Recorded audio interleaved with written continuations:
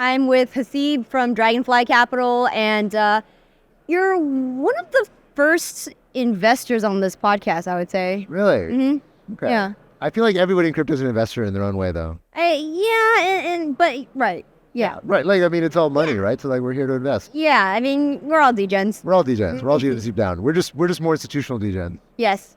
So what's life like in the institutional degen world? Well, I mean, after Sam fucked everything up, things have been kind of slow. Yeah. There wasn't a lot of people raising money after FTX collapsed. Yeah. So things are pretty quiet. But things are picking up again. Obviously, crypto's up like 2x from the lows, and I feel like energy's starting to come back. Mm-hmm. There's a little bit of antsiness around, hey, the SEC is getting super aggressive. Like, it seems like things are, in the US at least, the regulatory environment is not looking super great. Yeah. But globally, I was just in Asia for like about half the year. I've been in Asia, like in Singapore and in Hong Kong. I was just in the Middle East about a month ago. And globally, it's kind of a different picture than what you see here in the US. What's going on there? They're being in the Middle East. Yeah, and other parts of the world where so Hong Kong right now, I mean, there's all this hullabaloo about Hong Kong opening back up the digital asset. Right. After China banned crypto in 2021. Yeah. And so all of a sudden they're 360ing, or I get 180ing? 180. Whatever. Yeah, it's 180. Well, 360 if you think long enough. So they basically gonna revert back to banning it again. Well, no, I mean 360 from when it was not banned. Oh, okay. So anyway, regardless of where you start the rotation, they're back, and I think they're going to open up retail trading on June 1st. Oh. So all of a sudden, there was a big conference about a month ago. Actually, no, about a couple weeks ago in Hong Kong. It was a hash key conference. I don't remember the name, but it was like a big Web3 whatever conference. Yeah, I was invited to that. A lot of people went. They flew all the way to Hong Kong for that. Yeah, just for that. And it was the biggest Web3 conference in Asia in years. Yeah. And people from that was sponsored by Beijing right? Wangchang, yeah. That's the company behind Hash key. Yeah. So people from Beijing were there, basically like softly nodding and saying like, yes, this is good. People should come back. It was actually just, I think earlier this week, that HKMA, which is the regulator in Hong Kong, basically ordered the Hong Kong banks to allow Web3 companies to open bank accounts in Hong Kong, which is like fucking crazy. What do you think caused the change of mind? Or was it an opportunistic thing where they saw what's happening in the US and they're like, okay, time to take back the reins? It's not the US. I mean, they maybe a little bit care about the US, but mostly they care about Singapore. So Hong Kong and Singapore, they're kind of like brothers, but Hong Kong was always the older brother and Singapore was the younger brother. And then during COVID, Hong Kong basically became super Chinese and like did super intense lockdowns, didn't allow any travel, whereas Singapore opened up early and they were like, look, we're going to take on a little bit more risk because we want to bring in business. And so a bunch of people, especially during the Shanghai lockdowns, left mainland China, and instead of just going to Hong Kong where they normally go, Hong Kong was also locked down, they went to Singapore. So Singapore had a huge influx of capital, huge influx of people from mainland China, huge influx of Web3 startups that left Hong Kong and went into Singapore. And now that China's opened back up again, or at least Hong Kong has opened up, they're like, shit, we lost the lead. Hong Kong used to be like the New York City of Asia. Yeah. And now that's Singapore. So Hong Kong is fighting to win that spot back. And they see Web3 as part of that strategy to like win that center of gravity, which they used to have. Yeah. FTX used to be in Hong Kong. BitMEX was in Hong Kong. OKX was in Hong Kong. All the big exchanges were in Hong Kong. Now almost nobody is there. Yeah. It's a small set of stragglers who are left in Hong Kong. So Hong Kong's trying to win that back. Mm-hmm. And I think the way that China looks at this is that China thinks like, look, we overreacted a bit on the crypto thing. Like, I know that we were really intense. Yeah, like guys, look, mea culpa. Yeah, I know we called all the Bitcoin miners to Beijing headquarters and told them shut down. Yeah, exactly. But like, look, this Web3 thing, this metaverse stuff, maybe it goes somewhere. We don't want to be totally averse to it. So we'll kind of sandbox it, put it in Hong Kong. Hong Kong is where all the like degenerates are anyway. And like, it's a way to ring fence it as well from Chinese retail. Because Chinese retail, in China, they call it the Lao Baixing, the sort of the common people. The common people are like, look, we don't want them to get scammed. We don't want them to get fleeced. We don't want you to like fuck up with, fuck their shit up. But the rich people in Hong Kong and the local Hong Kongese, were like 8 million people. It's not that many people. You can mess with them. Right, so like they are grown-ups, they can handle it. You mean is that kind of like the accredited investor sort of mentality? A little bit. So the thing is, like Hong Kong, the actual local Hong Kongers are, it's like one city. It's not that big. The thing about Hong Kong is that it has, like, if you are wealthy in China, you have capital in Hong Kong. So it's basically a way of saying rich people and the degenerates in Hong Kong, they can play with crypto. But the normal people in China can't touch it. How come 老百姓can't do that? So the reason why is that, look, if you remember in, I think it was late 2020, that Xi Jinping announced the Blockchain Plus initiative. Like, you remember this? Where basically they were like, blockchain is systemically important strategic initiative for China. Okay. And there was an article in the People's Daily, which is like the government-backed newspaper, that basically said Bitcoin and Ethereum are fantastic innovations. They're great financial technology, which was like crazy. Because before that, China was always like, this stuff is shady, this stuff is bad, you shouldn't touch it. And then all of a sudden, I remember we had an associate on our team, and she'd been working in crypto since like 2016, 2017. And her parents were always like kind of disappointed in her that she was working in the shady industry. Oh, it's like working in like the cannabis industry. I got that from my parents. Yeah, Asian parents, right? Like, so totally. You know what I'm talking about. Yeah. And so after the Blockchain Plus initiative was announced, her parents called her and was like, oh, we never understood that what you were doing was for the good of China. Oh. Yeah, exactly. And so it was like a real sea change in China. Like, universities started teaching blockchain classes, which they never did before that. Like, it became a respectable thing to do. Right. Then, in 2021, they banned crypto, right? Now, why did they ban crypto in 2021 when in 2019 they were like, it's super important? And the answer is not that China doesn't like crypto. Like that, I think it's a little too specific. It's rather that China does not like disorder. And crypto bull markets are really fucking disorderly, right? It's like people jumping from the rafters, throwing crazy parties, scamming grandmothers, doing like NFT rug pulls. Like that stuff, China does not like that. China's like, pipe down. Like that's way too much. You guys are getting too rowdy, okay? We're now way more bear market vibes. Things are more chill. Things are moving more slowly. And China's like, okay, cool. Now that you calm down, you can have Hong Kong and like show me a little something that like you guys can handle this. And if you can, then maybe we'll consider opening back up the mainland to crypto again. Right. That's the vibe that I get of what's going on in Hong Kong. Okay. Wow. China is truly the big brother. They are truly the big brother. Yeah. Right. I thought that the whole country was born out of chaos. I mean, it's a very chaotic country anyway. I mean, that's why one might argue, that's why the government needs to impose so much order, is that it is intrinsically a very chaotic country. Right. Yeah, right. That's why it's so draconian, because for some reason, the culture doesn't say that, hey, don't, like open your toddler's, butt flap and like let them shit on the streets, They need to apply social credit in order to prevent that.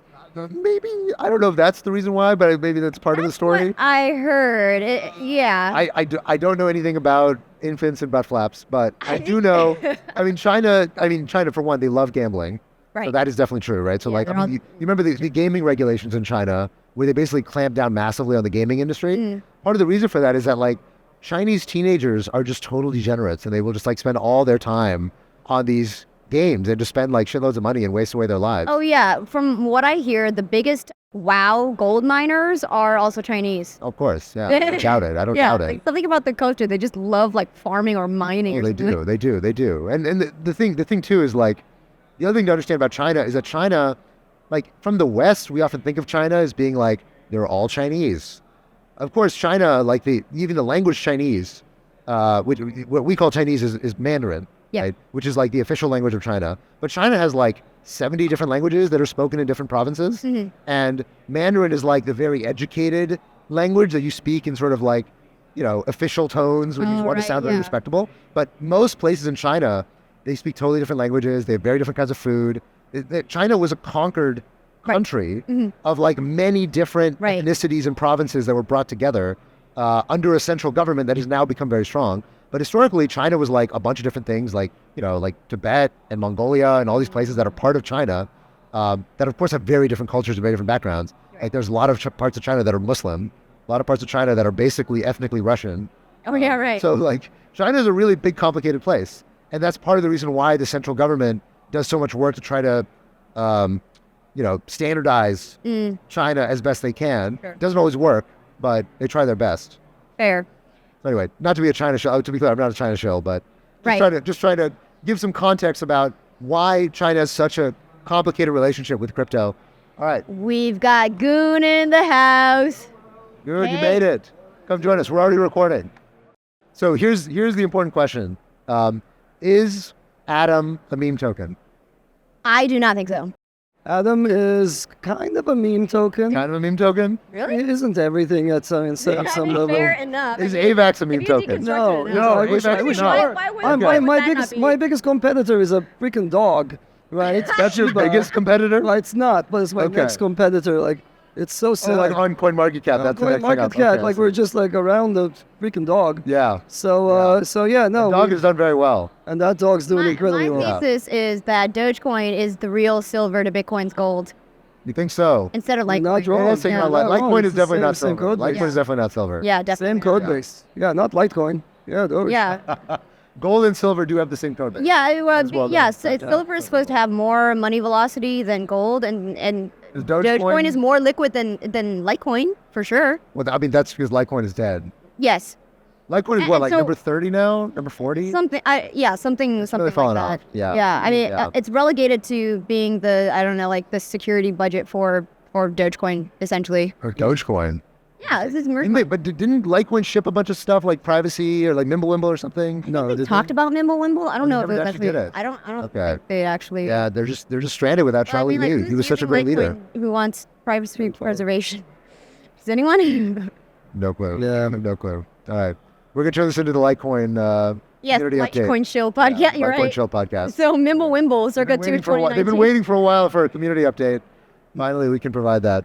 All right. So yeah, Haseeb was talking about the Middle East and things going on in China, and we were just talking about crypto macro. I mean, what do you Yeah. see? So you've been spending a lot of time in Korea. I've spent a lot of time in Korea. Just got back going from on there, and Korea is fantastic as a bellwether for what's going to happen in the U.S. as soon as we have some regulatory clarity. So these guys are far ahead of us. They are perfectly okay with coins themselves. They are now sorting out the regulation around securities tokens, but they're so comfortable with tokens that they're just doing a hell of a lot with a lot of institutional interest in tokenizing actual assets that they have. So I had the best time there. There was a lot of institutional interest. We ended up inking a bunch of deals. One of them was made public with SK Planet. It's, they're doing this tokenization of loyalty points, 22 million users, these like things that people use to buy lunch, etc., etc. So these are actual real use cases, and the regulation is clear, and they're doing it. And I just saw the Korean High Court just ruled that Luna is not a security. They did. Really? Yeah, you guys didn't see this? No. Yeah, I think it was why Daniel Shin. So Daniel Shin was indicted, I think, by the Korean prosecutors, Yeah. and something about the indictment was not valid because he was ruled not to be in violation of securities laws because Luna was not a security. Well, what does that make Do Kwon? An asshole. I mean, he's still But bi- he's an like asshole, but he still committed fraud, yeah. right? He still Okay. committed fraud. What So was the Well, fraud what's the exactly? fraud? Yeah. What's the fraud? the fraud was around chai, right? Oh. So I don't know if you guys actually. So I read through the entire indictment because Okay. I have too much free time. Yeah. And the indictment basically stated. So I don't know if you guys followed the SEC lawsuit. Basically, the SEC lawsuit against Do Kwon said that they claimed for a long time that chai was the initial use case for Terra that was galvanizing a lot of its adoption. Okay. That was all fake. Chai never used Terra. I see. And what they did is they had a bot that they ran on Terra Oh. to basically look at the activity on Chai and copy it using bots on Terra to make it look like Chai was settling transactions on Terra when no such thing was ever happening. I see. Chai was all Web 2. It was traditional payment rails. And so Dude. Chai never actually claimed that they were using Luna, but Luna claimed that Chai was using Luna. I see. And so they both intentionally fabricated this activity, represented it to investors and to the public. Got it. So this was the most obvious. Now, to be clear, the SEC thinks Luna is a security, Uh-huh. but the Korean High Court does not. Yeah. Yeah. I can see why the Koreans would not. And that whole Luna thing is well, I don't know where to say. Yeah. What do the Koreans think about it? They're actually kind of they living over it? through trauma. No. I think Okay. it almost never came up. Almost never came up in some discussions we elephant in had. the room with no one talks some- about? Some official government people.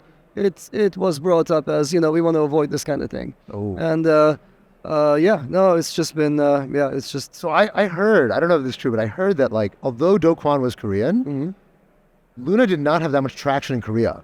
That most of their traction was international.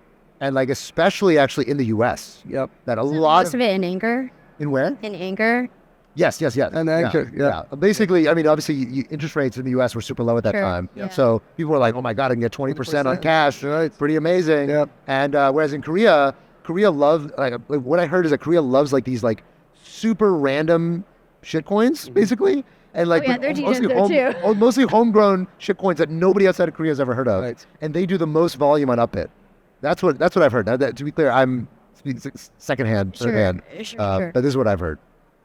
Okay. Korea's kind of a strange market relative to most crypto markets. Yeah, it's actually it's a bit more nuanced. Yeah, but even Koreans, even as they like their own local coins, they actually understand the difference between the parochial Korean market-oriented local coins versus the global market, and it's very different. The way they treat them is different, and you don't.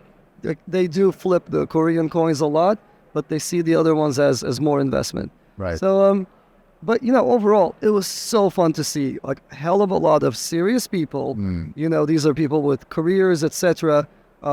People from banks, people from large corporations wanting to use blockchain, wanting to have tokenized solutions. So great. And that's exactly what's going to happen the moment we have some clarity in the US. And I didn't get into this business to build like reflexive tokens and whatever like unsustainable yields and so forth. I got into it so that we'd actually build real rails. And so they're beginning to do that. We're beginning to do that there, and we'll have some clarity in the U.S. and we'll be able to do the same with our tokens here. Yeah. Predictions. What do you think is going to happen to Do Kwon? Prison? You think prison? Yes. Like very definitely. I heard that he was given a life sentence. You think it's going to be that? He's definitely not been sentenced to anything yet. I mean, he hasn't even been extradited, as far as I know. Okay. I think he's still in Montenegro. Yeah, I've heard like they want to. There's like something. They want to throw the book at him, of course. Look at him. Yeah. I think that's excessive. I mean, we've seen people engage in absolute horrendous fraud. Yeah. And Do ended up, sure, I didn't know about the Chai story. Sure, I understand that that's fraud. But a lot of the collapse was, I think, something that Do did not anticipate. I agree with that. And so, we'll see. I think a life sentence is way too much. So, I mean, look, even Sam isn't going to get a life sentence, right? Yeah, he he probably sounds gets like- 30, 40 years, maybe. Sam is just fraud all the way through. Oh, of course. Entirely. But even Sam, I don't think is going to get a life sentence. He's not. Yeah, exactly. Is he even going to get sentenced? I mean, is he paid up to many? Really, you think so? Sam? What do you think happens after you run the biggest corporate fraud in the last decade? He is at home, and I know he's booty calling some girls from home. He's what? He's booty. Yeah, there's this one chick. I forget. She's now big You on got to Twitter. say her name. You got to say her name. Wait, you're talking about Tiffany Fong? Yes. Okay. Okay, so this girl wants to become famous off of her relationship with the SBF, right? Okay. So he's at home, Wow. out on bail without having posted bail or bond, and he's booty calling her. She. Okay. Well, look, he's a free man right now, innocent until proven guilty. So. But I mean, okay, look, his fraud was arguably more egregious than Most Dope. definitely. And Most I agree definitely. Drop with the that. I agree with argument. that. Doe is. I'm getting all worked up right now. I mean, look, there's some differences. Okay, so for one, Doe ran. Okay, Doe ran and then like forged documents Yep. to like basically try to live on the run. That is very different than what Sam did, and I think courts rightly view you that think that differently. was- Of course, because like, look, you do a bunch of fucked up stuff and you own up to it. That's gonna be treated very differently than you do a bunch of fucked up stuff. You Okay. change your identity and you run away to like random tiny European countries. It's just a very different view that you're gonna take on that, right? Like Sam just like sat down in Bahamas and waited for people to take down And his he door. said, I'm sorry, I'm sorry. On and the other hand, Sam had bought into some really crazy machinery that, Of course. protected the living shit out of him. Of course. And it gave him the softest treatment I've seen of any know. corporate That seems kinda fraudster. sus. What the hell was that? Like the initial New York Times coverage about, is he getting enough sleep? I don't know, but I hope he's not, because I'm not, right? Like we're all worried about the impact. To be he's fair, having I on think the space. blame for that falls on the media, Yes. not on Sam. I think No, the media he worked those created angles. Sam. Oh, but he worked those angles, the PR, the I connections. think by the time that it was that deep, I doubt he was doing anything with the media. He had no idea what was going on. He had pure I mean, calculated. when the entire world is collapsing on it, you're not like, oh, what's my media strategy? I wouldn't put it It's very past him. clear. If you I wouldn't listen, put if it you past him, listen but to you're the right. stories of people in those last days, it was pure chaos. Pure chaos. That's Pure true. chaos. That's true. Just pure chaos. That's true. So like, I think it was more the media had bought so far into this story that Sam was this beautiful, darling child, that brilliant. selfless, Genius. egoless man. Effective that altruism. they were like, oh, what can you do? Like, Yeah. oh, this poor guy, he like mismanaged a business, and Right. you know, here's what happened. You try to do a great thing, and the world punishes you. And it was just obviously Such a victim. the media hates being wrong. They hate being wrong. Yeah. And they will fight tooth and nail to not admit they were wrong. No, And still, like, I think Elizabeth- there was more there. I think he ended up purchasing a piece of a machine that exists, Yeah. and that machine worked for him, and it was a calculated move. He tried to buy a piece of another machine through his co-founder, through Nikhil, yeah. He bought the Democratic machine. He also wanted Yes. to buy into the Republican machine. yes. So it was all pre-calculated. That's fair. And he had actual expert help guiding him through this. Like managing his PR was an amazing job. Right. Done right, could only have been done by pros. Granted, but it wasn't only the New York Times that was softballing him, which tells you that like it's the media broadly Yes, that was not ready to update That's right. who Sam was until basically the SEC filed the lawsuit. That's right. That's So true.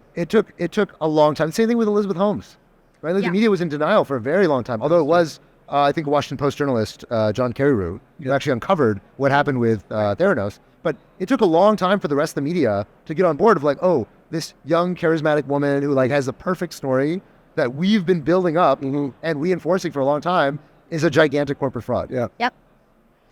Speaking of premeditated and about what caused the initial collapse of Luna and thereby the entire crypto industry therein, what do you think happened there? Are there any theories? Speaking of SBF? I have a very simple one. I think the Luna collapse was triggered entirely organically by Really? people doing stupid stuff without thinking about the consequences, by people selling, moving too much UST all at once, depegging by mistake. And then after that, there wasn't enough of a response in time, and then everything just kind of unraveled. People were on edge. The amount of sort of the imbalance in that, the amount of money in the pool versus the amount of assets in the pool was so tipsy anyway that the slightest imbalance ended up pushing everything into a very unstable territory. We know from game theory that these coins only have two equilibria, either at the peg or at zero.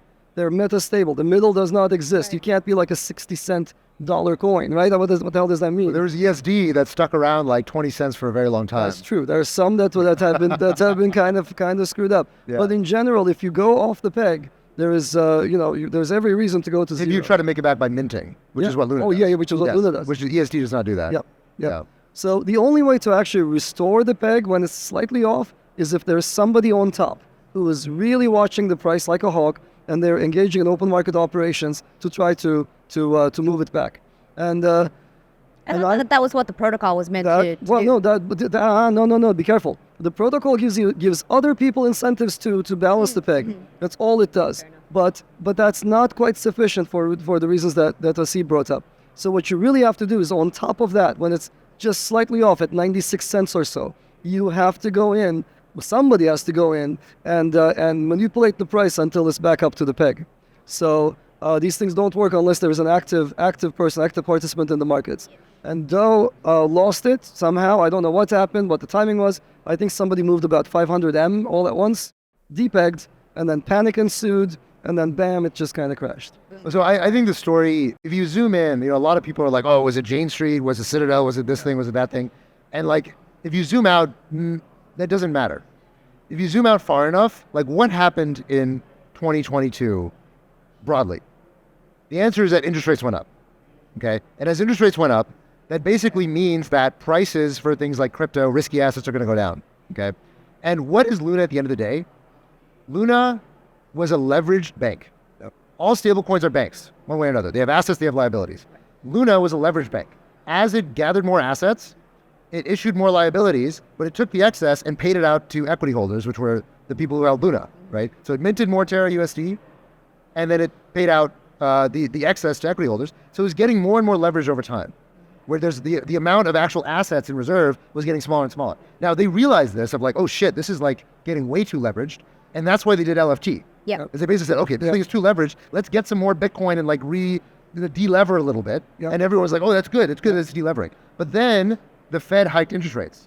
I think it was like the day before Terra depegged, the Fed hiked again. And all of a sudden, expectation of interest rates went way up from where they were before because inflation was not going down. And so that caused risk assets everywhere to collapse or go down dramatically. Yeah. Bitcoin went down 20%. And you could look at the micro and say, oh, well, this person sold at this time and Curve didn't have enough liquidity, blah, blah, blah. But the main thing is that a leveraged bank, the value of the leverage, like it became more and more levered until people were like, this is too levered. Yeah. I want out. Yeah. I don't think I'm going to get my money out. And the thing collapsed. Yeah. Of course, if crypto goes down 50%, a bank that's that levered is going to collapse. Yeah. Right? Same thing happened with SVB. Yeah. It's the exact same fucking thing. The value of the assets went down and the value of the equity goes down with it. Yeah. And that's why Luna collapsed. Right. Okay. Yeah. Fair enough. And there is some value in bringing up some historical similarities. So MakerDAO started with a mechanism very similar to Luna, and they ended up landing it, right? They ended up changing the way MakerDAO worked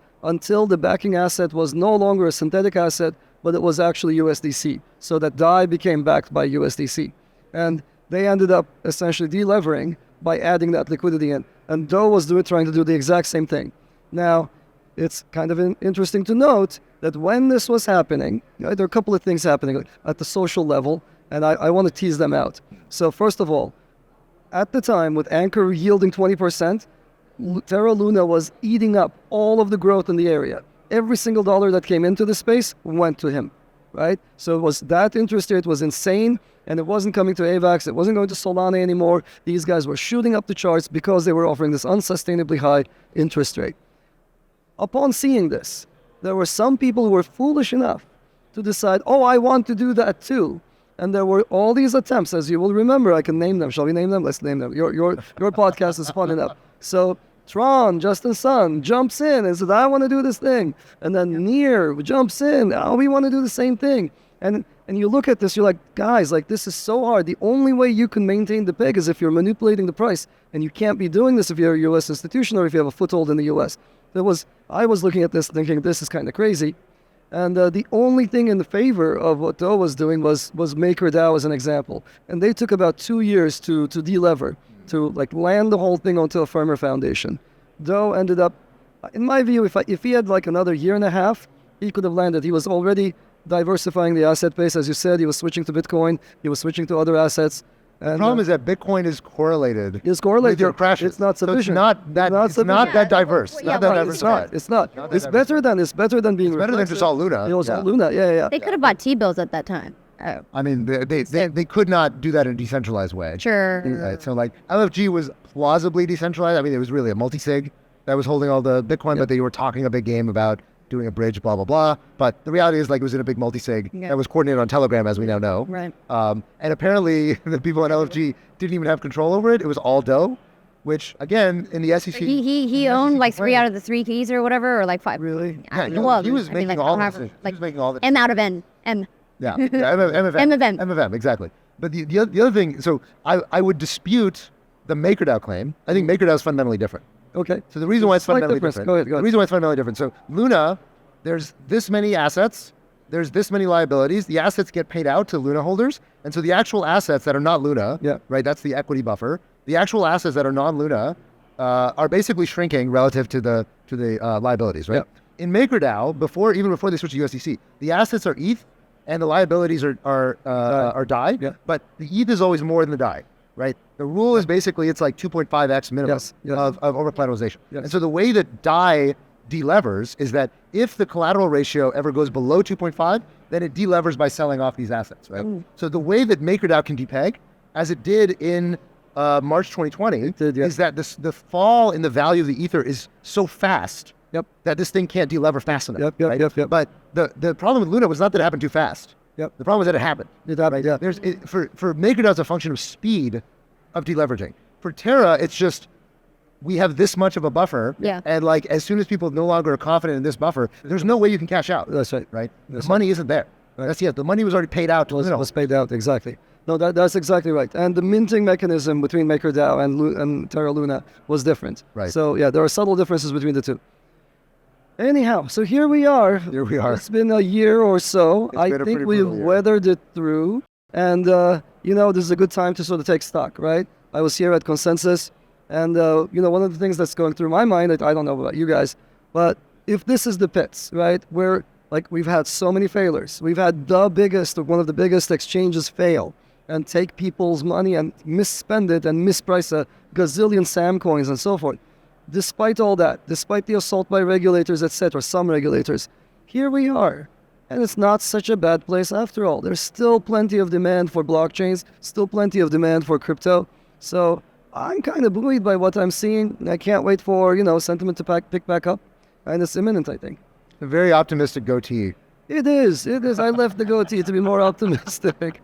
There's an optimistic look. Okay. Yeah. I'm glad. It's giving us hope. It can take a little bit, but its adoption has got nowhere but up to go. Okay. Yeah, that's true. Actually, from now, which is the pits of the bear market, compared to the height of the last bull market, 2017, we're still up over two times. This is not the pits of the bear market. You don't think December was the pits of the bear market. Fair enough. Okay. December was a dark and stormy time. It was like real dark night of the soul type situation. Right. Yeah. And, uh-huh. now, depression. Bitcoin is up like 2x from the bottom. Oh, yeah, right. Like all of a sudden, like there's signs of life in the market. Liquidity starting to come back. Yeah. Like, when I was talking to, portfolio companies, people were like, is it over? Mm-hmm. Should I switch careers? Oh, God. Should I get into AI? Oh, and God. now it's like people are like, no. I mean, AI is cool, but Just kidding, I just think kidding. crypto's still a thing. Crypto's still a thing. Yeah, it's still a I was thing. feeling you out. Yeah. Exactly. So I think we are definitely past a lot, because the reality is, look, the last time Bitcoin was at this price was when 3 Arrows collapsed. Yep. So we have retraced basically almost an entire year Yes. worth of downturn, right? Yeah. Bitcoin is up more than the day before FTX collapsed. Right. It's up like 50% since then, Yeah. which tells you that, like, hey, the market is looking forward. People are actually understanding that FTX is not the end of the world. And interest rates are at 5 times what they were when 3 Arrows collapsed. Right. So adjusted for the price of risk, we are actually way ahead of where we were Yep. a year ago. Yeah. So I don't think things are quite as dire, at least the market doesn't believe Yep. that things are quite as dire as it might feel for us Yes. now that we've aged like 5 years. Sir. That's right. Yeah, okay. So, I mean, speaking about stablecoins, where do you guys think this space is headed for that? Because it does look dire from a regulatory standpoint.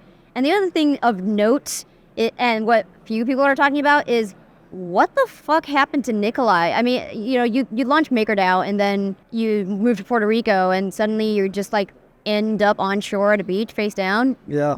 Is it because you launched a stablecoin, or is it because you like messed with some of the wrong people over there? First of all, I don't want to speculate on Nikolai because we don't know anything, right? So as far as I know, do we actually know anything? I don't know anything about Nikolai, and I don't want to speculate. Yeah. I don't think. So Has there even been an investigation? I'm sure there has. I'm sure Yeah, they have but to by law investigate. Yeah, but I don't think they're going to be promulgating it on crypto Twitter. Yeah. So like that's a thing for his family and whoever else he left behind to worry about, I think. Sorry, yeah. So- This is not a true crime show. Exactly. And also, we don't fucking know. We don't know exactly, and it would actually damage the family if we were to speculate. Can people still launch stablecoins? Oh, yeah. in 2023. That's a great question. I am so excited about stablecoin regulation. It's high time. I am sick and tired of Tether truthers. I once did not believe Tether's claims. Turns out, around the time I didn't believe them, they had some kind of a shortfall. That's true. But I believe now that Yeah, they are they're fully 1.1 back, that now. they're doing everything. I know them, and but I'm sick and tired of hearing from other people. It's like, oh, but isn't Tether going to be? Isn't it the next big collapse waiting? No, it isn't. But I cannot wait for regulatory clarity to appear, and then suddenly for all this truthing to just come to an end. That's what's going to allow us to build a firmer foundation. So let's do it. Let's do it out in the open. That regulation cannot come soon enough. And I bet you Tether and everybody else, Circle, etc., will love it as well. It's good for them as well to have that clarity. So I'm looking forward to it. There's nothing bad there. I'm personally skeptical that having more regulatory clarity will make people stop being conspiratorial. I think it's very deeply in their nature. I remember, so before I ever got into crypto or tech, I used to be a professional poker player. And in the poker world, one thing that I learned very quickly is that people always think that the RNG is rigged. Doesn't matter what you do, doesn't matter what you prove, they'll always find some tortured theory of why, people believe that Hillary Clinton is like runs a pedophile ring or whatever. Doesn't matter how much evidence that you create to the contrary. Like, people want to believe things, especially when they validate their worldview. So I think people will always be skeptical of stablecoins. That said, I guess one question to take that in a further direction, what do you guys think of the Balaji, the US dollar is going to collapse, Bitcoin's going to go to Oh, that. Wait, what's your view on the Balaji thing? Oh, I think he was playing 4D chess with people. Yeah, Yeah. with $2 million on the line. Yeah. Okay. I think that's what he literally said. He said, "I'm placing a bet to kind of create a self-fulfilling prophecy, and I don't think it's going to happen." But it was more like Wait, when did he say that? it was on a Twitter Spaces, I believe, with might have been Mario Nawfal. Oh, really? Yeah, I he did not said hear this. him say that. Yeah, he was like, this is a calculated bet, and it was just me paying influencers to like shill Bitcoin so that it becomes a self-fulfilling prophecy anyway, and it's Okay. Could be. Okay. So I'm long U.S. stability and short craziness and short conspiracy theories. So could it happen? Yes. Is U.S. exceptional? No. So could we turn into a third-rate country, have our economy collapse because of mismanagement at the Fed? It is possible. Is it probable? No, absolutely not. Is it going to happen by June? I think he said. Yeah, Not going to 90 happen days. by June, guys. It's just not happening. So yeah, no, that should not be the theory why you buy into blockchains, and that should not be the motivation for crypto. Yeah. Well, we just got another 30x to go, and then Yeah. maybe he'll win that bet. Yeah. But I'm hoping. yeah. Mm. So do you think that it is plausible that with the U.S. dollar collapsing sometime in the future, Define that sometime in the future. Define Is that like, sometime. is that like We 10 all- years, 50 years? We 100 all years? understand that in 100 years, it's a long grind down. It's going to have to be a managed grind down, but it's got nowhere to go but down. right? So the long game, in the long game, Balaji is so right. But in the short time frame, I think it's a crackpot theory that suddenly we'll have a sudden crash.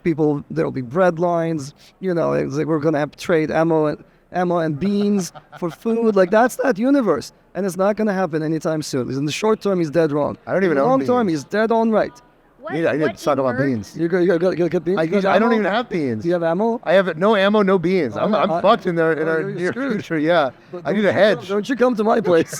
So I've got them stocked. You got a Well, lot I of will beans? shoot at you. This is rule number one. Good, is good, good. People who know you're a prepper, they will come to Alright, you, and then you alright, gotta. sure. Yeah, exactly. I'm on the same boat as Emin. Yeah, Do you own beans and ammo? Yes. You do. Yeah. she's a Okay. prepper. Are you actually a prepper? No, what? No, I mean I have like a year's worth of freeze-dried food, so She's a prepper. and ammo. That's Where do you store your year's worth of in the Do not answer. He's gonna raid it. storage.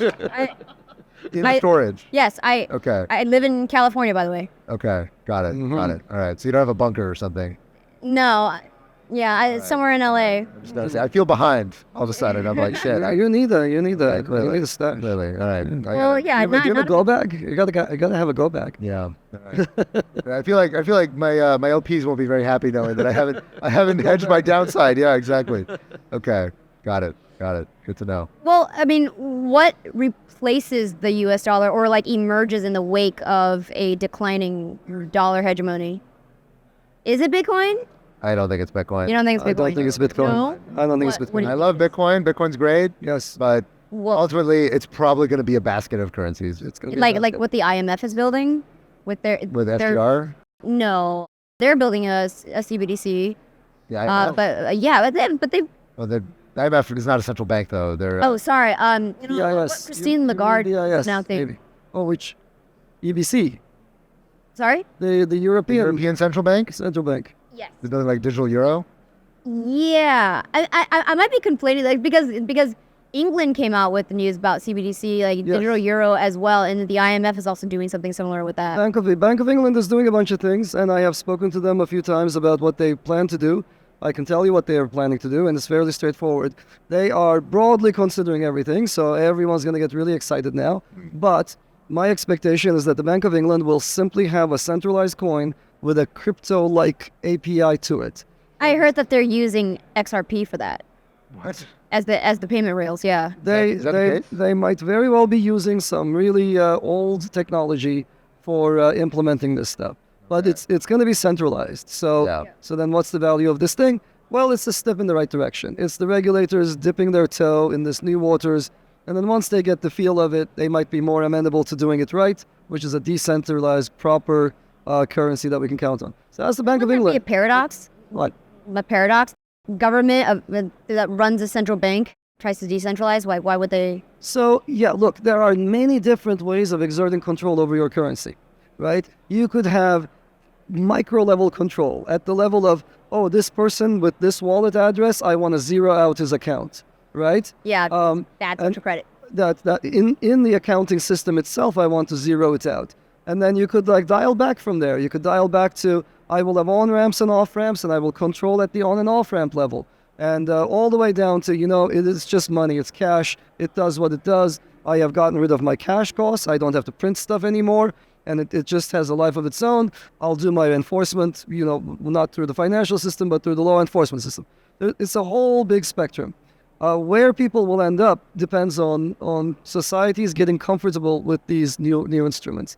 And if the Bank of England wants to start out at the one extreme, fine by me. It's better than not starting at all. So if they want to dip their toes in, be my guest. I think that's great. To your point, there is the European Central Bank.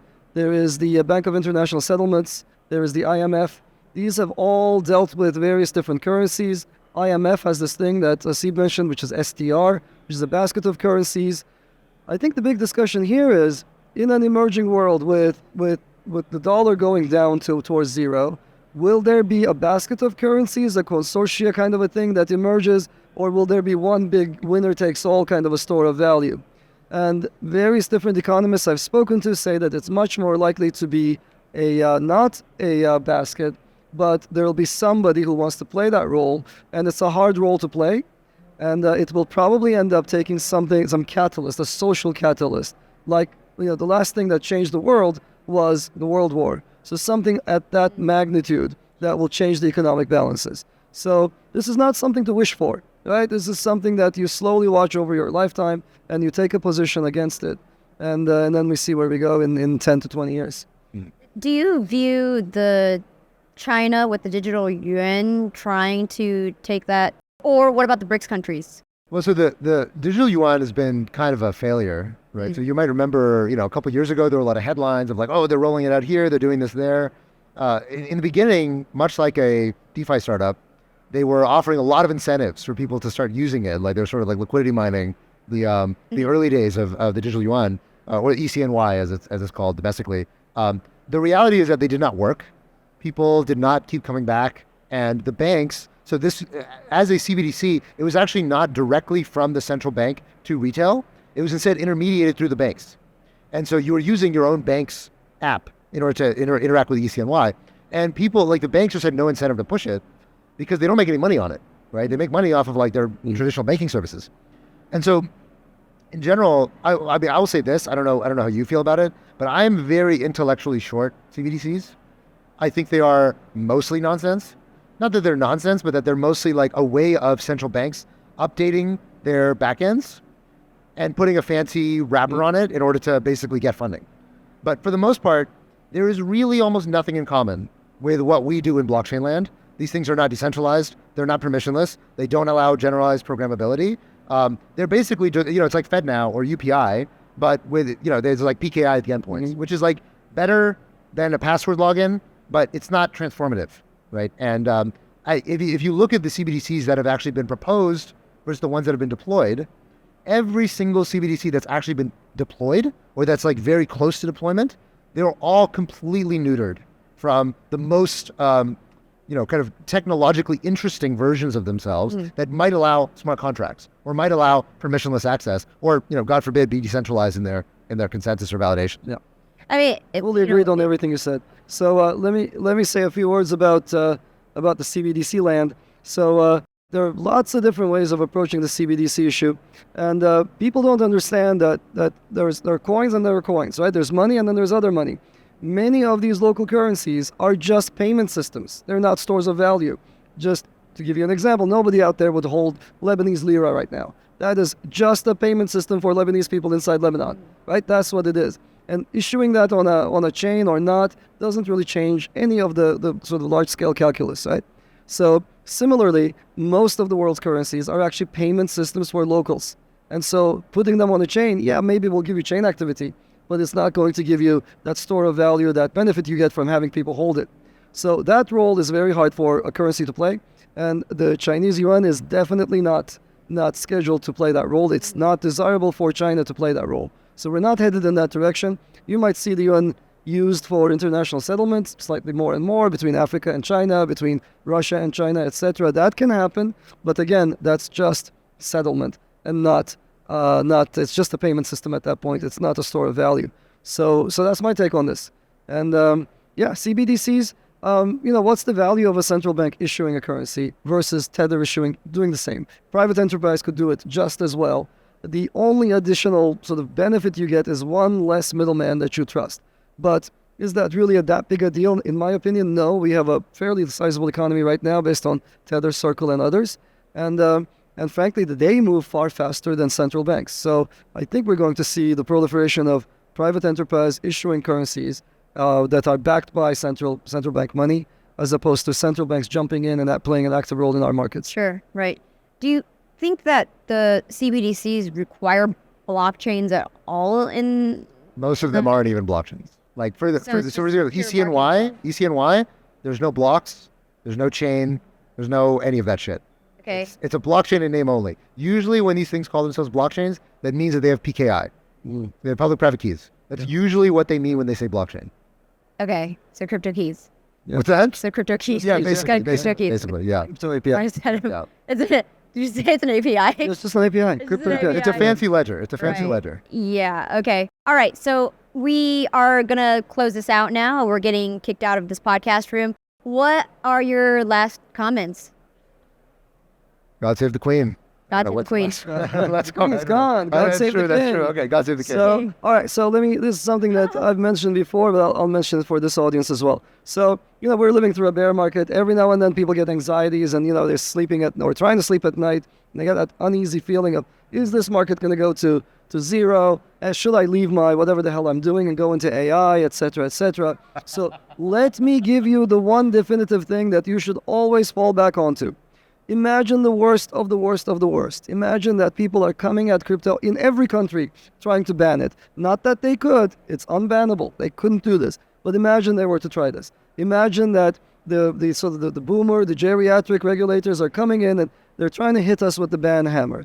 Keep in mind that all of Gen Z that grew up on an iPad they've held Doge, they've held crypto, they've sent AVAX around, they've sent Bitcoin around. They know how easy it is. They know how convenient it is. They're digital first. And when they are in a position to make decisions, they will definitely bring it back. The genie's out of the bottle. It's way too late now for any kind of a ban, any kind of a negative regulatory action that has staying power. So the history has already been written, so to speak. And short-term, stuff does not matter. The only curve that matters, the adoption curve, is up and to the right. So I think that's the message that I want to leave everyone with. Okay, excellent. Well, thank you guys so much for coming on the podcast. Great, thank you. Thanks for having us.